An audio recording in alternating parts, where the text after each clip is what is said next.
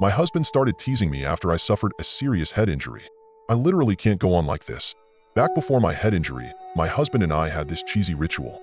If I ever got held up late at the office and needed to catch the last train home, he'd wait for me at the station and accidentally brush against me as I disembarked at the platform. He'd put on a bashful voice, acting like we were meeting for the first time, and say, "I'm sorry I bumped into you, ma'am. It's just you've the most distracting green eyes. Could I maybe walk you home?" And every damn time, it made me melt like butter in a hot pan. Yes, I know I'm lame. But one night, the platform was empty when those automatic doors hissed shut behind me. My stomach lurched. Exiting the station, a concrete set of stairs spat you out into a long, filthy, poorly lit underground tunnel. And this was the real reason for Darren and I's tradition. Because neither of us liked the idea of me walking home by myself. As my calls went unanswered, I stood there, my leg bouncing up and down. Lampposts flicked on beyond the iron fence surrounding the station, and the sky grew darker until, finally, I saw no choice other than to set off as quickly as I could. Inside the underpass, sputtering halogen bulbs were spaced out every 10 meters or so. I half-walked, half-jogged from one flickering pool of light to the next, inhaling through my mouth to avoid the combined stink of 1,000 relieved bladders. Halfway along, a rapid skitter of footsteps rushed up behind me. I spun around. My chest collided with something solid. Then two hands shot out and grabbed me by the wrists. In the dim light, I could make out dark hair and a set of deep, blue eyes. I heaved a giant sigh of relief. "Darren." "Darling," the man answered. Altogether, the hairs along my arms and neck stood on end. It wasn't my husband. My brain went into full-blown panic mode, which means the rest of the encounter is still a giant blur. But I know I lashed out with punches and kicks. My fingernails raked the man's left eye and gouged his nose. He kept yelling something, but it was impossible to hear beneath my screams bouncing off the walls. At one point I bit down on his hand, hard, and his skin's rough texture is the part clearest in my mind. After that, there are images of me lying in a gathering pool of blood while the man apologizes, and if I really squint my memory, there's confused glimpses of sharp teeth intermixed with a haze of darkness. From there, everything jump cuts to a ring of empty faces towering over me. Those faces were like the expressionless mannequins you see in shop windows. With my heart in my throat, I thrashed around in a soft bed, screaming until the mannequins rushed to restrain me. Then I rode off into a wave of blackness.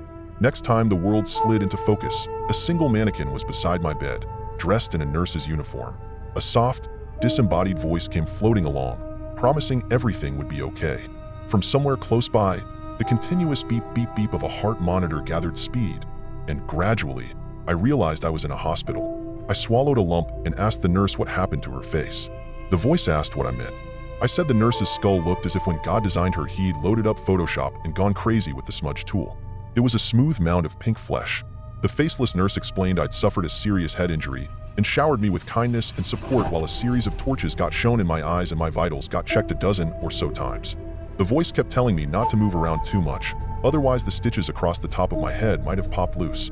Another figure with an empty skull, this one dressed in a doctor's coat, came and stood at the foot of my bed, and that's when I first heard the term prosopagnosia, also known as face blindness. The condition can result from a traumatic brain injury. What followed was a flurry of activity. Darren, who I only recognized by his haircut and voice, was allowed to sit with me. I squeezed his hand throughout the onslaught of tears and endless visits from neurologists. On his way to the station the night of the attack, Darren had seen a newly licensed teen driver slam on their brakes way too late to stop at a red light. An old lady got sent careening into the air, and Darren called for an ambulance while he applied pressure to the poor woman's chest to keep her from bleeding out. That was the reason he missed my calls. A woman named Tracy and her German shepherd, Buster, were drawn to the tunnel by my screams. Tracy sicked Buster on my attacker, who bolted off in the direction of the station, covered in my blood. Both Tracy and Buster visited me at the hospital, and we posed for a photo which made the front page of the local newspaper. The story about a hero dog included a blurb about my condition, even though we specifically asked the reporter not to include it. Two police officers, who I could only distinguish by their difference in height, questioned me about my attacker. Judging by their irritated voices, they'd hoped to learn more than his hair looked sorta like Darren's. Although it took days of interrogation, I convinced Darren to reveal what else authorities knew about the man. It turned out, after Buster chased him to the platform, the bastard took off running along the curved track. Tracy called the police who went after him, flashlights in hand, but only discovered a discarded backpack a quarter-mile north. So far as anybody could tell, my attacker dropped it climbing a fence to escape into the loading bay of a warehouse.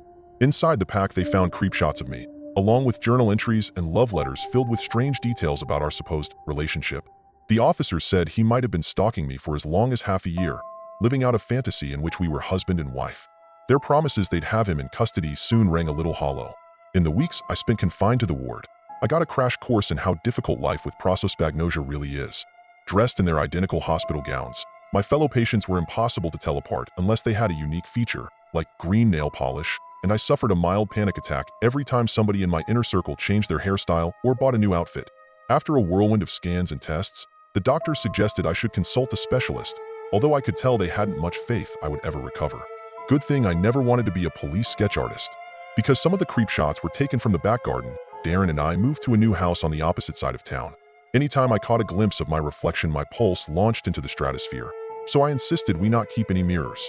Early one morning, a fortnight later, a stranger with a profile matching my attacker's knocked on the front door. I'd already grabbed a vase that sat on a nearby side table when, in a silly voice, Darren said he was sorry to bother me, but that I had the most beautiful eyes he'd ever seen and presented me with a bouquet of roses. He was teasing me again, playing make-believe like old times. Now on the verge of a heart attack, I told him I needed to sit. He apologized 1,000 times. I told him it was okay, but that I'd prefer we never did that silly roleplay game ever again. He of course agreed. In the weeks that followed, my confidence in my ability to read people swelled.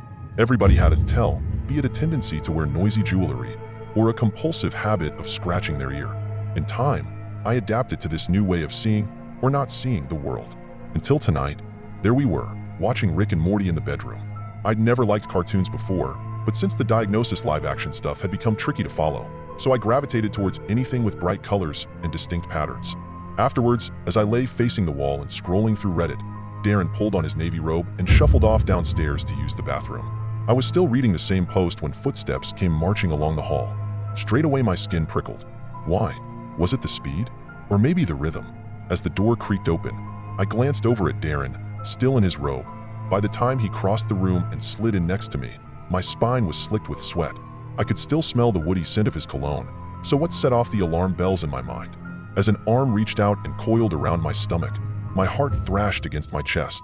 At the corner of my eye, a blank face stared straight at me, silent and unmoving. The way that rough hand probed my stomach and the taste of those foul breaths, it all evoked memories of the tunnel. I rolled toward the wall, suddenly trapped beneath the hot cavern of bedclothes. And that brings us to now. I can't tell if I'm being paranoid or if the figure beside me is my stalker posing as my husband. If it is my stalker, he must have learned about my condition from the article and is living out his fantasy. I'm afraid what might happen if I run or call the police. I'm not even letting myself think about what happened to Darren, but it could also be I'm freaking out over nothing, like before. There's no way to be sure without making it obvious I'm suspicious. So I'm just gonna lie here pretending to browse Reddit until whoever's beside me's breaths fall into a slow, rhythmic pattern. Then I'll slip away as quietly as I can. So if you don't hear from me again, you'll know my instincts were correct. Wish me luck.